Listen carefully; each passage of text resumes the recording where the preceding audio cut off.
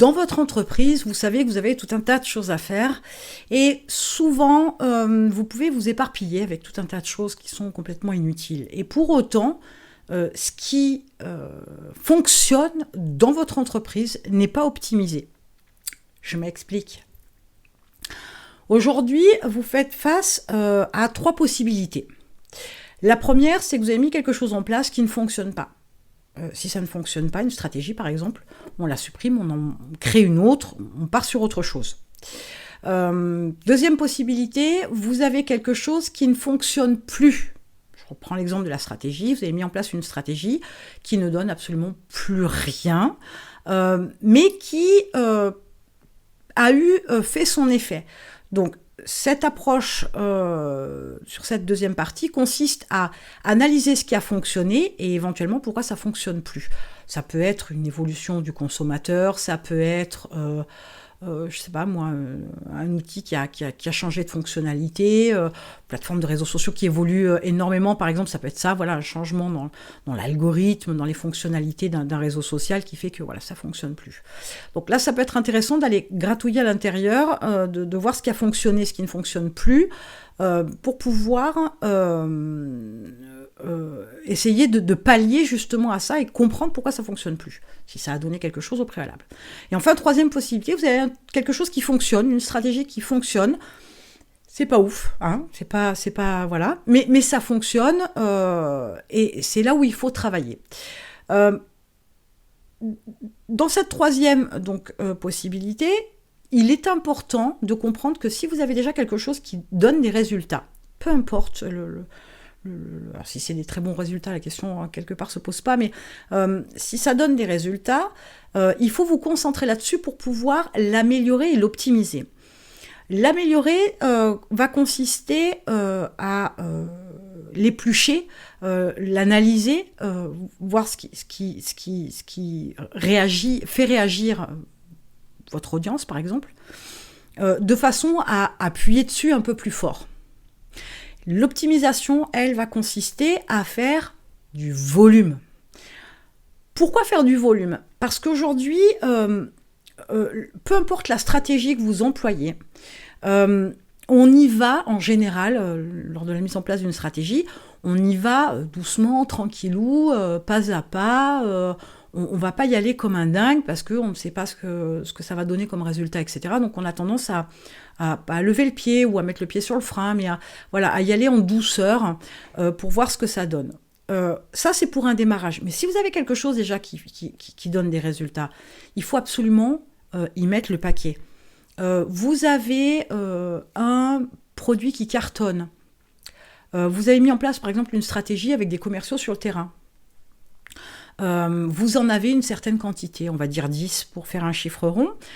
Ok, si vous voyez vraiment que ça cartonne, que ce produit donne vraiment des bons résultats, des bons retours, que vos commerciaux qui connaissent bien le terrain, connaissent bien leur cible, etc., ça vous permet d'avoir des chiffres qui vous prouvent bien que vraiment ce produit, ça le fait. Accélérez la cadence, mettez le pied sur l'accélérateur, faites du volume, embauchez d'autres commerciaux, faites de la pub payante ou mettez en place une autre stratégie de com plus axée sur le produit, mais allez-y, faites du volume, faites gros.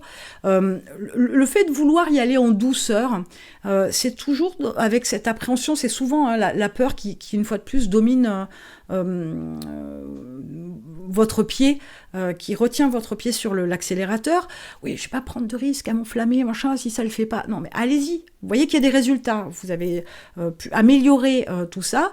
Derrière, vous voyez qu'effectivement, c'est clair, c'est ce produit qui est à mettre en avant, etc., et qui cartonne. Plein feu là-dessus, et on accélère. Et on fait du volume. Alors, je vais faire une petite parenthèse. Vous avez des personnes expertes dans leur domaine, dans différents domaines, qui, par exemple, vont vous indiquer que... tiens, prenons l'exemple... j'aime bien des réseaux sociaux, qui vous disent non, mais vous pouvez créer une communauté, une audience en publiant une fois de temps en temps, etc. Ok, je l'entends. Je n'ai pas de souci là-dessus. Ce qui me pose problème, enfin ça ne me pose pas de problème, mon avis sur le sujet, c'est qu'il y a tellement de monde sur les réseaux sociaux qu'avant d'être capable de faire des contenus de valeur qui cartonnent, pour pas dire viraux, il vous faut une compétence véritable, une maîtrise extraordinaire. Alors si c'est pas vous, peut-être que vous pourriez déléguer, certes, mais ça ne fonctionne pas comme ça. Il y a tellement de monde que vous êtes obligé de jouer sur du volume, de la quantité.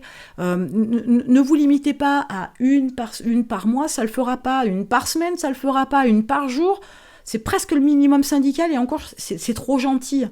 Aujourd'hui, il y a beaucoup de monde, il y a beaucoup de concurrence, il y a beaucoup de manières aussi de créer beaucoup de contenu, etc. Des fois qui ne servent à rien, on est bien d'accord, mais comprenez que pour vous faire remarquer, il faut que vous soyez vu par le plus de gens possible. Donc ça nécessite que vous mettiez énormément de ressources et de focus sur un truc qui fonctionne et en faire du volume.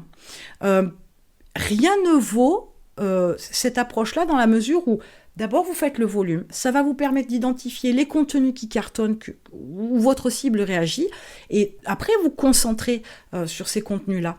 Mais avant, vous ne le savez pas, même si vous pensez connaître votre cible sur le terrain, là, aucun souci, mais les mêmes personnes derrière un écran ne réagissent pas de la même manière, ne réagissent pas non plus aux mêmes choses. Donc ça veut dire qu'il va falloir travailler ça différemment. Donc le volume, ça peut être aussi un investissement financier, ça peut être, je sais pas, vous trouvez une faille, une approche, je sais pas, avec une loi ou un lieu, un secteur géographique, etc., où vous faites des investissements en immobilier, vous voyez que ça cartonne, mais allez-y, faites du volume. C'est pas en jouant petit que vous arriverez à avoir les résultats énormissimes auxquels vous aspirez. Faut pas faire l'amalgame. Ça nécessite une implication et une concentration d'énergie, de focus et cette espèce de volume derrière non négligeable. Alors, encore un exemple, mais comprenez que avant de pouvoir vous faire, de participer aux Jeux Olympiques en tant que, je sais pas moi, sprinter par exemple, c'est pas en allant courir une fois par semaine que vous allez y arriver. C'est en courant plusieurs fois par semaine, voire même plusieurs fois par jour, avec un régime, avec une attention particulière à votre santé, avec un coach nutrition, un coach mental, un coach sportif. Il vous faut de la quantité pour pouvoir arriver à un résultat de dingue.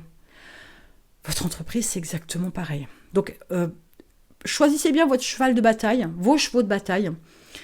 Concentrez-vous absolument sur ce qui donne déjà des résultats pour l'améliorer et l'optimiser au maximum.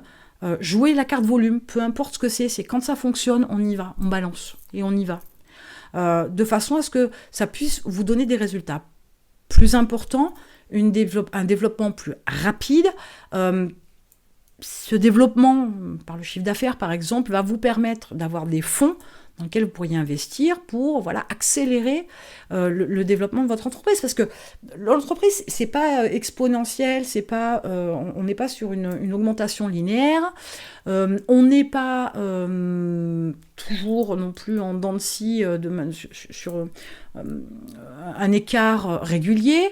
Et puis, l'approche fait que vous grandissez, votre entreprise grandit, évolue, et il vous faut d'autres investissements, d'autres approches, d'autres stratégies. Vous avez peut-être envie de vous développer géographiquement, etc. Donc, ça nécessite d'autres moyens. Donc, c'est nécessaire de pouvoir développer en termes de visibilité, de chiffre d'affaires, de rentabilité, de communication, etc., à tout point de vue. Mais il ne faut pas faire l'erreur de ne pas faire de volume, d'abord, et surtout de faire du volume de partout. Ça n'a pas de sens. Si ça ne marche pas ou que ça ne marche plus, on zappe, on passe à autre chose. Même si on doit analyser en cas de « ça ne marche plus ».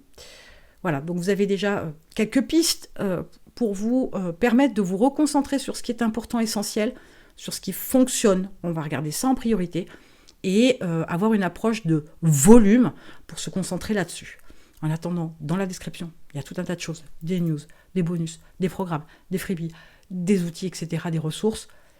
il y a forcément quelque chose pour vous, comme ça change tous les jours, ou presque. Allez jeter un œil, il y a forcément quelque chose pour vous aujourd'hui.